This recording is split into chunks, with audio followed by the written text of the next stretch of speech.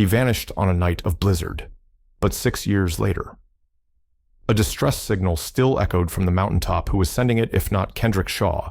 In 1995, CIA agent Kendrick Shaw, the only black member of the investigation team, disappeared while tracking a human trafficking ring across the Appalachian Mountains. On the night he went missing, a snowstorm swallowed every trace of him, leaving only his SUV abandoned at the base of the mountain. 6 years later, a mysterious radio signal began broadcasting from a cabin buried deep in the ice, reigniting the haunting question: what had Kendrick discovered before he vanished? Kendrick Shaw was born in Savannah, Georgia, to a working-class family. He was the only son of Lillian Shaw, a nurse who once worked 3 shifts a day just to make ends meet.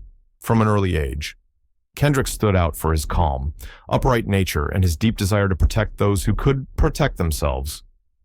At school, he was often teased by classmates for being poor, but instead of lashing out, he learned to endure and kept striving forward.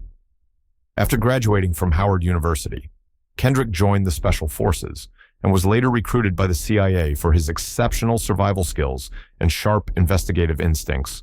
Within the team, he became a symbol of courage and unwavering determination, and he was a source of pride for the African American community back home. They saw Kendrick as proof of the strength and perseverance of people who had long been marginalized. Those who knew him described Kendrick as a man who always kept his word, dedicated and compassionate. A childhood friend once said, "He didn't just fight for the mission, he fought for the kids who had no voice, for the victims no one else even noticed." In his community, Kendrick often quietly sent money to families in need, never boasting about it. He believed justice wasn't just served in courtrooms, but also in the small things we do every day. That was why he threw himself into the investigation of a human trafficking ring where dozens of victims had vanished without anyone truly pursuing the truth. Despite the dangers of his work, Kendrick called his mother every weekend, reassuring her that he was safe.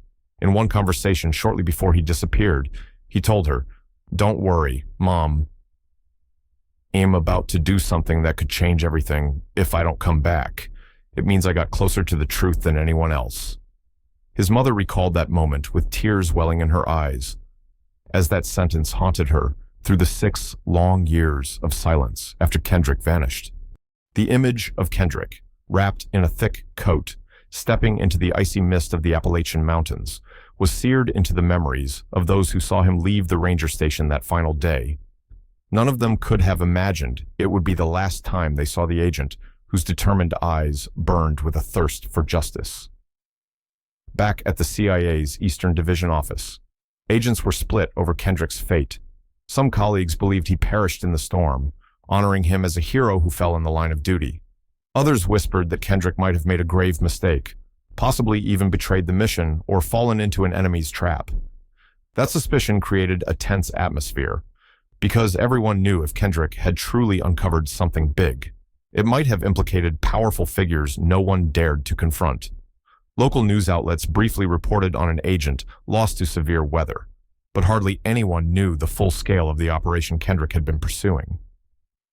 Many Appalachian locals later recounted seeing government black SUVs prowling the area at night after Kendrick disappeared, fueling speculation that this was far from a simple accident. Meanwhile, Kendrick's mother never stopped insisting to anyone who asked, "My son is not a quitter. He would never just vanish unless someone made him."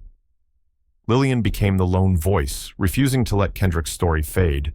She attended community events, met with politicians, sent letters to CIA offices tirelessly demanding the investigation continue. She knew that, as long as she lived, Kendrick Shaw's name would not disappear from the hearts of the people in Savannah. Her persistence kept the case alive, bringing it back into the spotlight on television every so often, ensuring the story was never completely forgotten. In Savannah, the community still holds an annual candlelight vigil on the anniversary of Kendrick's disappearance, gathering to share stories about him. They reminisce about the times Kendrick helped deliver meals to the homeless, or volunteered at summer camps, teaching survival skills to underprivileged teens. The kids from those days, now adults themselves, tell their own children about the man who encouraged them to believe in themselves. Rare photos of Kendrick are enlarged and displayed across the small square at the heart of Savannah, where Lillian still sits quietly beneath a portrait of her son, her eyes seemingly fixed on the distant Appalachian peaks. On flyers passed out to locals and visitors, Kendrick's most famous words are printed, "Justice has no race." And justice is never given, it must be fought for. For the African American community in Savannah, Kendrick is more than just a symbol of hope. He's living proof of relentless efforts to claim their rightful place in society. That spiritual legacy helps them hold on to faith, even as the truth about his disappearance remains shrouded in a fog of unanswered secrets. On the morning of December 15th, 1995, Kendrick drove a gray CIA-issued Ford Bronco away from the ranger station near the small town of Black Ridge over the radio.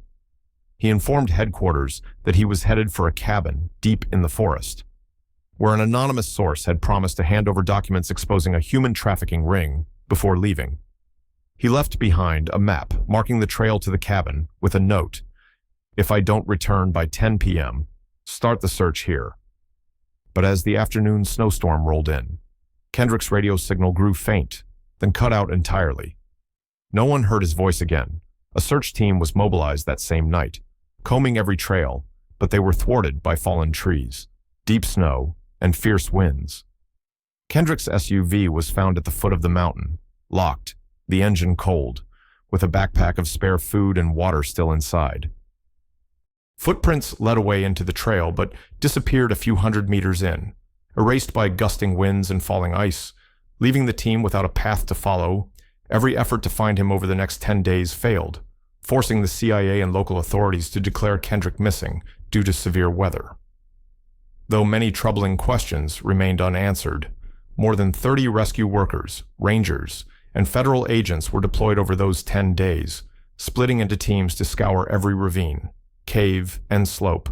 They used search dogs, early drone prototypes, and military-grade radio scanners.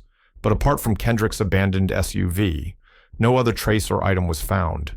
Seasoned rangers said they had never witnessed a storm so violent, temperatures plummeting to -20 degrees, winds toppling large trees, and nearly half a meter of snow falling within 48 hours, one ranger recalled.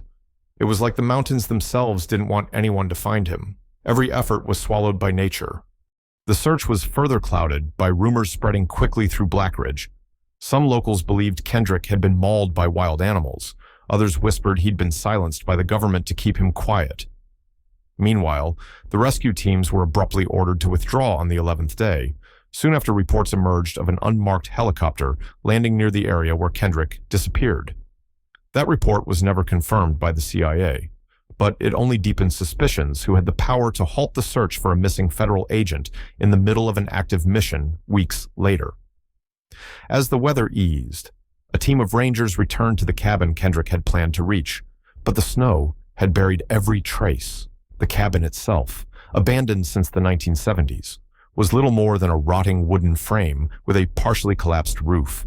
No new evidence was found, and the official file on Kendrick's case was archived with the conclusion Agent Kendrick Shaw presumed dead due to blizzard conditions. The search for Kendrick Shaw became a hushed yet persistent topic of conversation throughout the Appalachian mountain communities that winter. But as the snow began to melt in early spring, new questions emerged, along with disturbing discoveries. A local woodcutter, checking on his family's old logging grounds, found something strange, a torn piece of a gray coat, matching what Kendrick wore the day he left the ranger station, pinned beneath a rock by a small creek.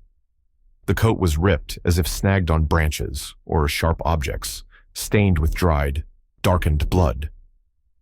But what haunted the woodcutter most was what lay beneath the rock, the corner of a small notebook, its pages waterlogged and most words illegible, except for a few chilling lines. "Tonight, I saw strange lights on the mountaintop, not rescue." I fear that the rest of the writing was blurred beyond recognition when the woodcutter handed the notebook over to the police. It was immediately sent to federal authorities. After that, the public never heard another word about it. The discovery only deepened the heartbreak for Kendrick's family. His mother, Lillian, insisted, "That's proof my son uncovered something important, and someone didn't want the world to know." But despite her pleas for the investigation to continue, the case fell silent. Meanwhile, along the border between Tennessee and Virginia, where Kendrick had once investigated. Several undocumented immigrant families recounted that in the months after his disappearance, groups of unfamiliar men prowled their homes at night. Some makeshift houses were broken into, and documents and family photos vanished without a trace. One Honduran mother lost her 2 young daughters, but local police refused to file a report, citing lack of evidence. When asked, she could only choke out, "They came at night. No one dares speak." And so, the events faded into the haze of time, like Kendrick's footprints erased in the snow. As the years passed, those who once hoped for answers began to give up, except for Lillian.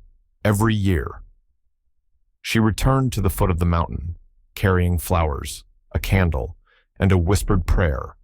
"If you can hear me, come home." By the 6th year since Kendrick's disappearance, the snow on Cold Peak was deeper than usual, and few dared venture into the mountains during winter. But a volunteer climbing team of 3 college students chose the area for an ecological research project, near an abandoned cabin on the mountainside. One of them heard a faint, crackling noise that sounded like a radio signal. At first, they thought it was a hallucination from exhaustion, but when they pressed their ears to the ground near the cabin, the sound grew clearer, a broken SOS distress signal repeating. Rushing into the dilapidated cabin, they found a military radio caked in dust, its battery nearly drained yet still sending the signal. On the table lay a spare battery neatly placed beside a CIA badge engraved with Kendrick Shaw. The room was damp and frigid, filled with the smell of rotting wood and melting snow. Claw marks scarred the wooden walls, as if someone had desperately tried to carve signs or words. But all that remained were deep, jagged grooves beneath the wooden bed. They found a thin, tattered cloth, stained with dried blood, one student later recalled. It felt like someone had been here for a long time, fighting to survive, waiting for rescue, but no one ever came. When the climbers alerted authorities, the site was secured, and for the first time in 6 years, the Kendrick Shaw case was officially reopened. Investigators discovered the radio had been broadcasting the distress signal for years, but because the cabin sat deep in a valley surrounded by rock walls, the signal couldn't reach beyond a few hundred meters. Only during major storms would the radio waves bounce off the canyons, accidentally carrying the signal further, like the day the students stumbled upon it. DNA analysis of the cloth matched Kendrick, but blood samples from an unknown person didn't match any criminal records, suggesting someone else had been injured or killed in the cabin. Small blood spatters on the walls were dated to the same period Kendrick disappeared. But the most important clue was the radio itself, although the main battery was dead. Someone had expertly rewired it to tap into the backup power supply. Proof the person trapped inside had advanced knowledge of communication equipment, and that could only have been Kendrick, or someone with similar training. Yet no body was ever found. Leaving behind the haunting question, did Kendrick leave the cabin alive? And if so, how did his presence go unnoticed for 6 long years when the investigation was reopened? News of the cabin quickly caught the attention of the press. Local TV stations produced features on Kendrick, reviving memories of the black agent, once seen as a beacon of hope for his community. But as investigators began reviewing old records, they stumbled upon perplexing contradictions. The CIA's original report stated Kendrick's last contact was at 3:45 p.m. on December 15th, but logs from the ranger station showed he left nearly an hour earlier, around 2:50 p.m., leaving an unaccounted window of time no one had ever addressed. Even more troubling, the CIA's switchboard logs recorded a mysterious radio call from Kendrick's channel at 4:30 p.m., almost an hour after he was supposedly out of contact. The call lasted 8 seconds, with a hoarse male voice uttering, "Tell my mother," before cutting off. Yet the audio recording of this call vanished soon after, leaving behind only a handwritten log entry. A retired switchboard operator interviewed years later recalled the night vividly, saying the voice sounded pained and desperate, nothing like Kendrick's usual calm, collected demeanor. Meanwhile, a veteran ranger named Henry Lave told investigators that on the evening Kendrick disappeared, he spotted 2 unfamiliar men in an unmarked Jeep speeding away from the main trail intersection near the path to the cabin. When he shined his flashlight on the vehicle, they immediately cut their headlights and sped off. Henry had reported the incident, but was later ordered by his superior to retract his statement to avoid causing unnecessary panic. These details, pieced together, suggested someone else had been in the area that night, possibly shadowing or intercepting Kendrick. But why had the initial investigation ignored or deliberately dismissed these critical testimonies? Could someone within the agency have tried to shut down the investigation from the very start? Kendrick's family became more convinced he'd been targeted. While neighbors of Lillian began organizing prayer vigils and candlelight gatherings to pressure authorities into uncovering the truth, at the same time, forensic teams uncovered a new clue, a bullet hole in the cabin's wooden wall, with a slug lodged inside. Ballistics identified it as a rare round, issued only to Federal Protective Service pistols at the time. The bullet was stained with human blood that didn't match Kendrick's DNA, nor any profile in national databases. This raised chilling questions: who else had been injured or killed in that cabin? And why was a government-issued firearm present as these new details emerged? Tension gripped Blackridge. Locals whispered about a shadowy force behind Kendrick's disappearance. Ever since the cabin's discovery, well-dressed strangers had been seen loitering near the forest entrance, often sitting for hours in black SUVs before driving off without explanation. One diner owner reported that every evening, a few SUVs would park along the roadside, the driver staring up at the mountain, never stepping out, then silently leaving. Their unsettling presence cast a quiet fear over the town. Residents grew wary of strangers, and many avoided even speaking Kendrick's name around that time. Leaked CIA financial reports revealed that just weeks after Kendrick's disappearance, an unusual budget item was approved for crisis management operations in the Appalachia region, though the description was vague and did not specify what crisis it referred to. When reporters tried to question those connected to the funding, every official declined to comment, and the project's lead was abruptly reassigned overseas in 1996. Meanwhile, during an exhaustive search of the cabin, investigators discovered an old cassette buried deep beneath the floorboards. Though moldy and degraded, technicians salvaged a few haunting audio fragments. A man's voice whispered, "They won't let me leave, if anyone hears this." "Tell my mother I tried my best." The recording also captured strange sounds, metallic scraping, hurried footsteps, and finally, distant gunshots that faded into silence. Voice analysis experts said it was likely Kendrick speaking, but the tape was too damaged for a definitive match. Still, the snippet ignited a firestorm of suspicion. Who was hunting Kendrick that night? Did he escape the cabin, only to be captured? The deeper investigators dug. The more clues pointed to suspicious activity around Cold Peak, even before Kendrick's disappearance. Archived ranger reports detailed at least 3 occasions when locals reported seeing unidentified groups transporting children or women into the forest, only to vanish. In one 1993 incident, a Guatemalan girl was found wandering in the woods, terrified, saying she'd been brought there and abandoned after a heated argument among several men.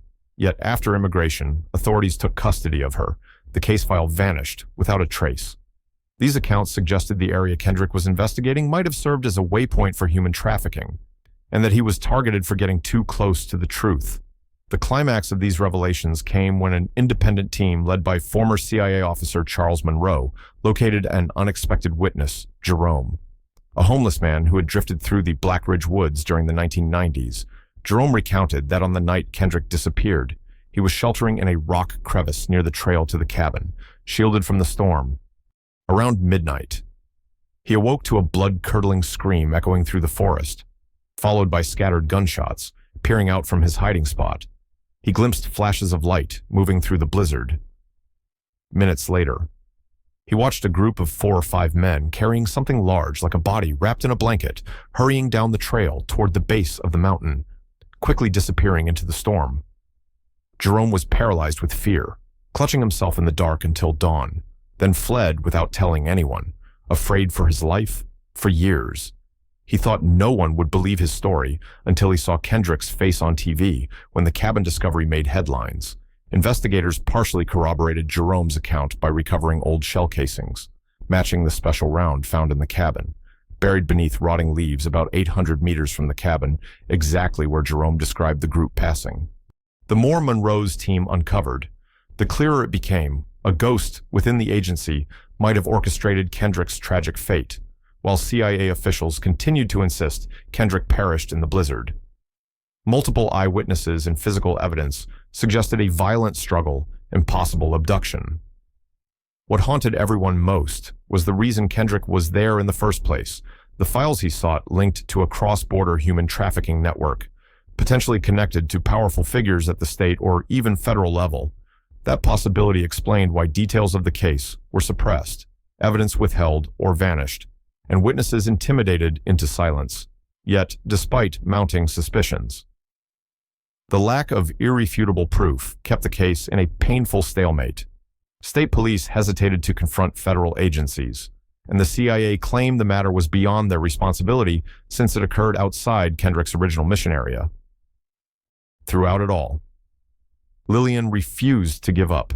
She attended every town hall, spoke in churches, and rallied human rights groups to demand an independent state-level investigation in her unwavering gaze. The people of Black Ridge gradually realized the fight for truth was no longer just for Kendrick Shaw, it was for every nameless missing soul, for all those no one else dared to speak up for, and for the hope that justice could still be found. 6 months after the cabin's discovery, the independent investigation led by Charles Monroe and a team of human rights attorneys took an unexpected turn. During a community meeting organized by Lillian at a small church in Black Ridge, a man appeared, hooded and quiet, whispering to Lillian, "I know what happened to your son."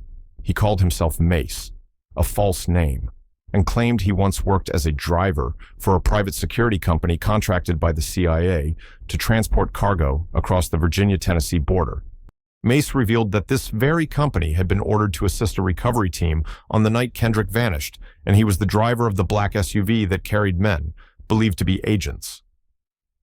Up to the cabin, when they arrived, he said they found Kendrick alive, but badly wounded.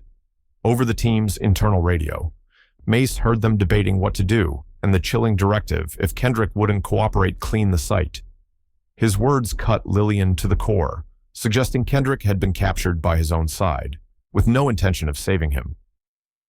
Mace confessed he was reassigned to Arizona right after that night and forced to sign a lifetime non-disclosure agreement.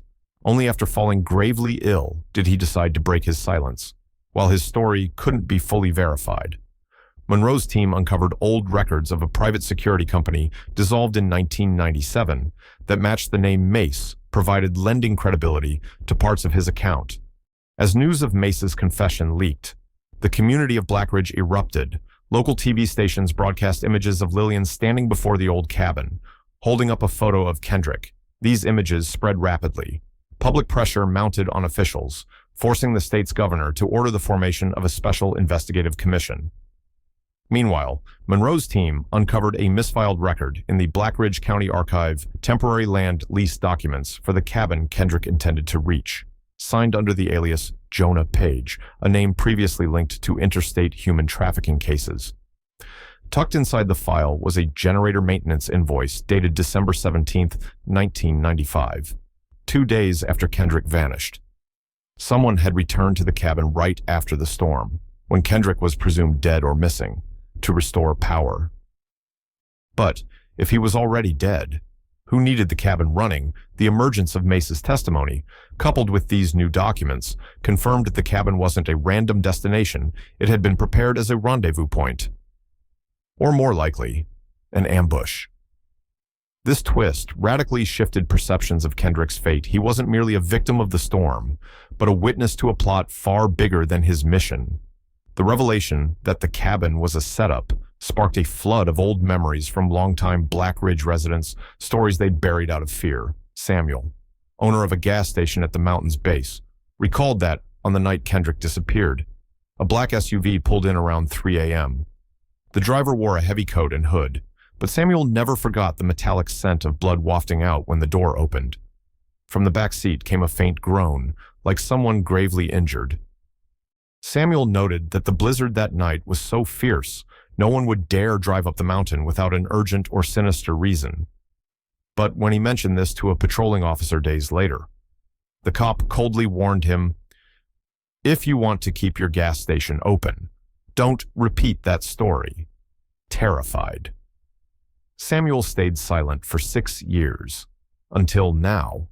His account aligned perfectly with the timeline Mace described, further suggesting Kendrick was taken down the mountain alive, not dead in the cabin, as many had assumed. Around this time, Monroe's investigators received a detailed ballistics analysis of the spent shell casing found near the cabin. The round belonged to a rare batch, issued solely to protective units guarding high-level officials, unavailable on the civilian market, and not part of the Eastern CIA's inventory. An anonymous FBI source revealed, if that bullet was fired the night Kendrick disappeared, it could only have come from someone protecting or closely trailing a very important person. This raised a chilling question: who in the mountains that stormy night needed protection from an elite security detail? Did they simply stumble into Kendrick's case, or were they part of the plan under growing community pressure? The governor's Special Investigation Commission was formed, yet almost immediately. One member abruptly resigned, citing personal reasons, leaking internal messages that showed state officials feared the probe could touch sensitive federal contracts. This revelation reinforced suspicions of a hidden power manipulating the investigation from the start. National media picked up the story, running headlines like, "Who fears the truth about Kendrick Shaw?" Meanwhile, Lillian faced escalating threats, anonymous calls, slashed tires, shattered windows, yet she declared, "If my son died trying to expose something terrible, I won't let his sacrifice fade into silence." Amid the uproar, a shocking piece of evidence surfaced: a VHS tape, anonymously mailed to the local newsroom. The grainy footage showed a cabin interior identical to the one where Kendrick was last seen, despite heavy static. A man could be seen lying motionless on the floor, with 2 masked men dressed in black, speaking in East Coast accented English, though the audio was garbled. One chilling sentence came through: "We have to finish tonight, he can't leave here alive." Moments later, the camera jerked violently, gunshots rang out, and the screen went dark.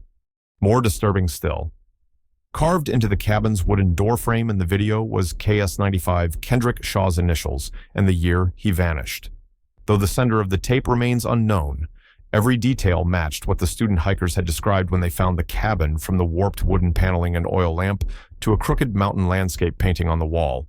As soon as the tape aired, federal agents seized it for analysis, though Lillian's independent experts were also given copies. Their review found no evidence of fabrication.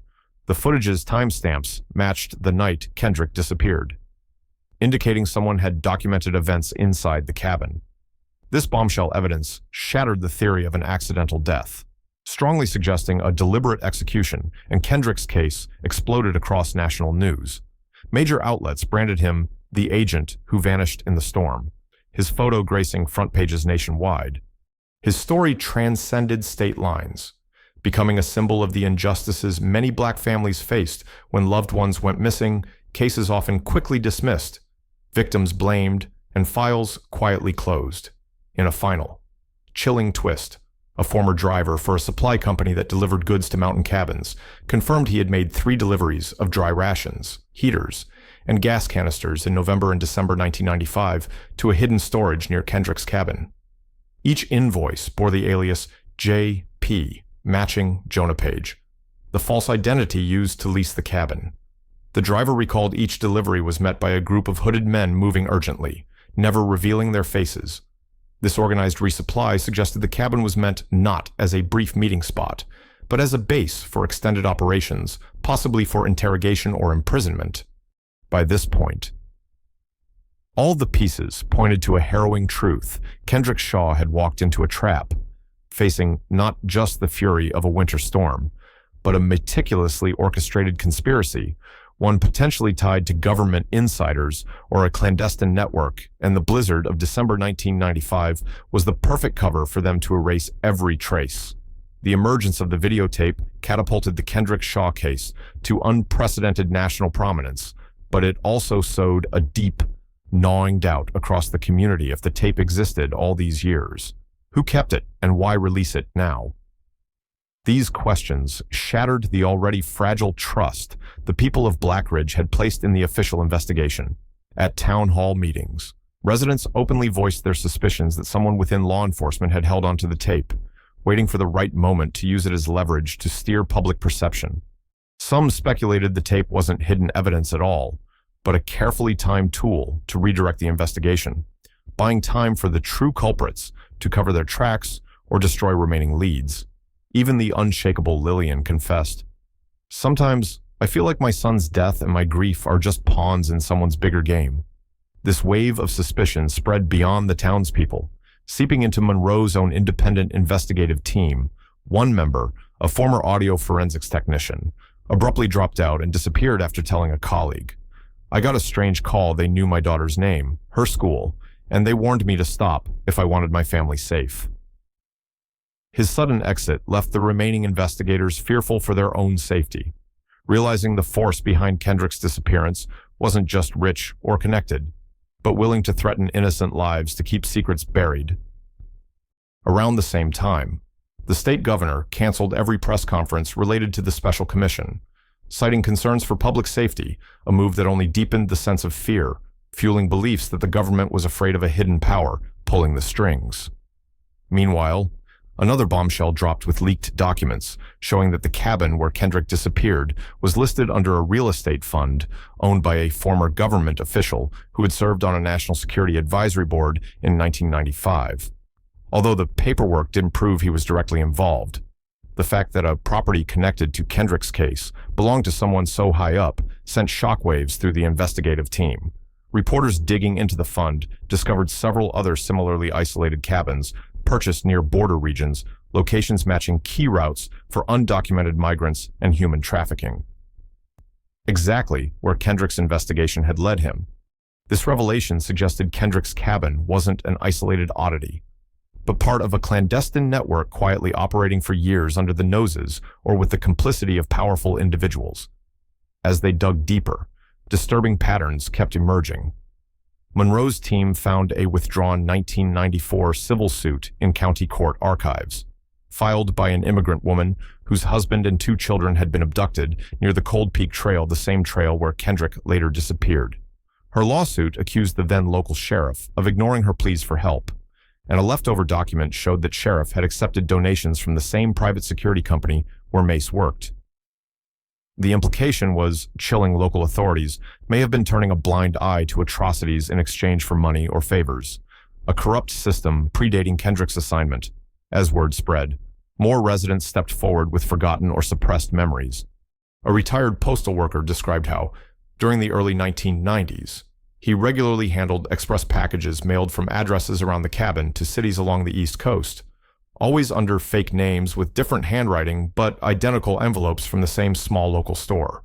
He remembered a sharp spike in these shipments in the month before Kendrick disappeared, which abruptly stopped after the storm, suggesting the cabin might have been used as a hub to send documents or contraband, a classic sign of trafficking operations, piecing the evidence together. Monroe's team uncovered an even more sinister twist. The cabin Kendrick vanished in wasn't the only one rented under the alias Jonah Page. At least 3 other cabins within a 30-mile radius had been leased using the same name, forming a secret network allowing captors to move, hide, or hold people without detection. One cabin, near a secluded river trail, was found equipped with a generator, a large water tank, and an underground room big enough to shelter several people for extended periods. The revelation sent the community into a tailspin who could build and maintain this network, right under state and federal noses. For nearly a decade, while major national outlets reported cautiously, independent news channels began portraying Kendrick's case as a symbol of systemic abandonment. The hashtag #Justice for Kendrick spread rapidly, with thousands sharing images of the snowbound cabin alongside the haunting question if a black CIA agent can vanish without a trace. What chance do unknown victims have for justice? As social media and alternative media amplified the story, Kendrick's disappearance became a national debate, yet rather than easing the community's pain, it deepened Black Ridge's collective paranoia. People began questioning even familiar faces: who was a friend, who had been bought off, who might secretly report back to those behind the scenes. Suspicion infected Monroe's team itself. One member revealed receiving an anonymous email threatening to expose personal secrets if they didn't stop digging. Trust eroded, fear spread, and late-night phone calls filled with silence only fueled the sense of unseen enemies closing in. Meanwhile, mainstream media abruptly shifted tone, with some outlets advising the public to wait calmly for official findings and articles questioning whether the community was falling for conspiracy theories. Changes many saw as evidence of manipulation. Then, a final shock forensic analysis of the second blood sample found in Kendrick's cabin revealed DNA belonging to an unidentified man, but partially matching genetic markers of a former CIA operative who mysteriously disappeared in 1989. This discovery reignited terrifying speculation. Was the Cold Peak cabin a graveyard for more than one agent? Could it have been a trap reused to eliminate others who got too close to hidden truths in the tense nights that followed? Lillian shared her torment. I don't know who to trust anymore, but I know I can't stop fighting for justice for my son. Outrage spread beyond Blackridge, resonating with Black communities nationwide, who saw Kendrick's case as emblematic of their own tragedies, stories of disappearances ignored, of systems indifferent to their pain, of justice reserved for a privileged few. Candlelight vigils for Kendrick became cathartic gatherings where anger, fear, and resolve poured out, a communal vow not to let his story fade. Yet a chilling question loomed large: if those behind Kendrick's fate could intimidate officials, threaten families, and silence the press, who could protect those brave enough to keep demanding answers in the midst of mounting dread. Lillian stood before hundreds gathered in the cold rain and declared, "They can silence one voice, but they cannot silence all of us. The truth will rise through our united voices." Her words raced across social media, becoming the rallying cry of the fight for Kendrick's justice. But deep in many hearts, an anguished question lingered.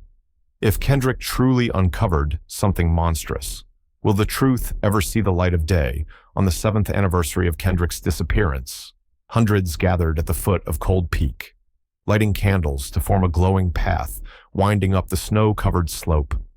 Voices sang in choked tones through the freezing night, prayers mingling with the frosty breath of those who had come to remember. At the center stood Lillian, her hair now streaked with silver, holding high a photo of her son in his youth. Her eyes shone with unwavering determination, her lips trembling as she declared, "My son stepped into the darkness, seeking justice for those no one else saw. I will not let that darkness swallow his name." People embraced her, tears slipping silently down their cheeks, because they understood Kendrick's story wasn't just about a missing agent. It was a symbol of the injustice that thousands of Black Americans have endured and continue to face across the country. Though the official investigation had stalled and promises of transparency had faded into silence, the story of Kendrick Shaw refused to disappear. It stood as a stark warning to anyone who believed justice is a straight path, a reminder that, in the shadows, there are always forces ready to twist the truth, to erase facts with power and violence. Yet Kendrick's story also affirms something deeper. When a community stands together, they can keep the flame of truth alive, refusing to let injustice be buried beneath the thick ice of indifference. From Savannah to Chicago, Atlanta to Baltimore, human rights groups took up Kendrick's name as a rallying cry, organizing forums and marches, demanding new laws to protect investigators and ensure no one else disappears simply for doing their duty. In Blackridge, the memorial night ended with a profound silence. The wind howled through the ancient forests, like the mountain's own voice, a haunting reminder of the storm that claimed Kendrick and the unanswered mysteries left behind. This story closes not with confirmation of whether Kendrick lived or died, nor with anyone held accountable, only with a lingering ache if the truth is never uncovered. Will the countless nameless missing ever come home? No one has been charged. No apologies have been made. Yet no one forgets Kendrick Shaw. Lillian vowed, "My son didn't just disappear. He planted the seeds of a movement to awaken conscience." In her eyes, people saw a flicker of hope that one day, truth will triumph over darkness. What do you believe really happened to Kendrick Shaw on that stormy night? Was he taken by someone? Or did the secrets he uncovered seal his fate? Share your thoughts in the comments below. If this story stirred something in you, comment "Me Too" to join us in keeping the flame of justice alive for those who have been forgotten. And don't look away in our next video. We'll dive into the shocking disappearance of a veteran police chief who vanished in the very town he once vowed to protect, leaving behind chilling questions. Did he run? Was he betrayed? Or did he fall victim to a power so fearsome the whole town stayed silent? Hit follow so you don't miss our next story, where the truth may be even darker than what you've just heard.